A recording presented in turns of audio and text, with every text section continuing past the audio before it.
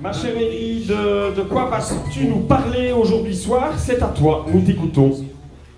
Eh bien, au Gai Séjour, du Gai Séjour, comme toujours, le jeu de cartes trouve toujours des amateurs. Pour le whist, nous sommes 4 à nous retrouver régulièrement comme larrons en foire.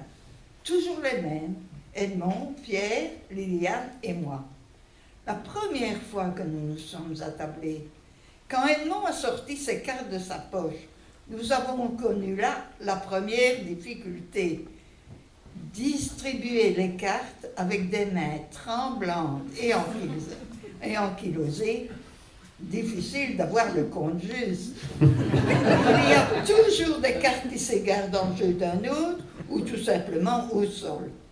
Pierre a alors proposé de distribuer pour Edmond et je ferai la même chose pour Liliane. Le problème de distribution étant réglé, on peut faire les annonces, trop ou pas, seul ou emballé. C'est là qu'intervient notre deuxième problème. Hein? Qu'est-ce que tu dis?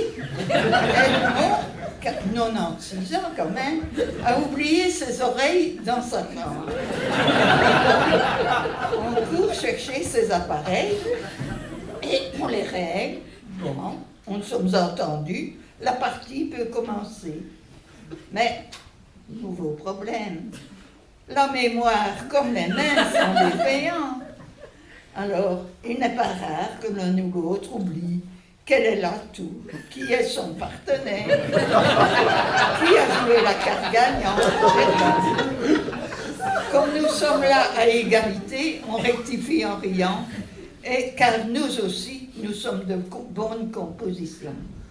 Alors, le jeu enfin terminé, on fait enfin les comptes. Et on les règle, écoutez bien, avec des cotons-tiges et des cure-dents. Le coton-tige vaut 10 et le cure-dent 2.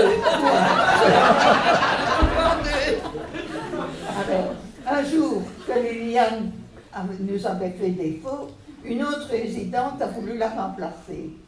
Ce fut une grossière erreur. Comme elle aussi avait des problèmes de main et de mémoire, je distribuais pour elle les cartes et les ramassais.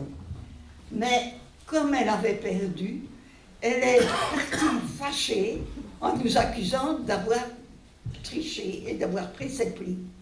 Alors, mauvaise perdante et de mauvaise foi, en plus, on ne nous y reprendra plus. Mais nous continuons à nous retrouver, parfois même avec une bonne bouteille apportée par l'un ou l'autre, mais toujours avec autant de plaisir.